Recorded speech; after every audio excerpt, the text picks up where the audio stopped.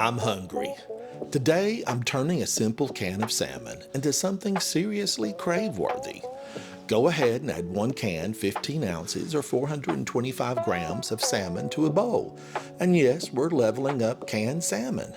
Grab a spatula and break it up. No big chunks, we want it nice and flaky. Now, let's wake up with some flavor. Add half a small chopped onion, 3 cloves of garlic, because we don't measure garlic with our hearts, we measure it with confidence.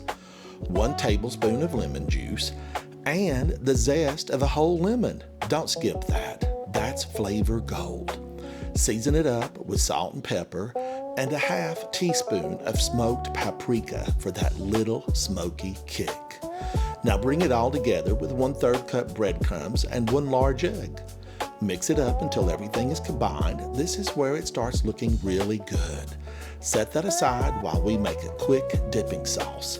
In a bowl, add half a cup of mayonnaise, 1 teaspoon of lemon juice, half a teaspoon of smoked paprika, and a little hot sauce. Just enough to let people know you mean business. Mix until smooth and creamy, and try not to eat it all before the salmon's ready. Now grab an ice cream scoop and form your salmon balls, keeping them uniform so they cook evenly and look extra fancy. Heat your oil to 350 degrees Fahrenheit or 180 degrees Celsius.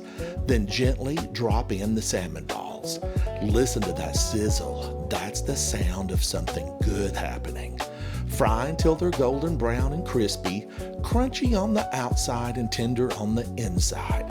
Pull them out, let them drain, and try not to eat one immediately. Or do, I won't judge. Serve them up with that dipping sauce. And now the taste test. Oh yeah, crispy, flavorful, a little smoky, a little zesty.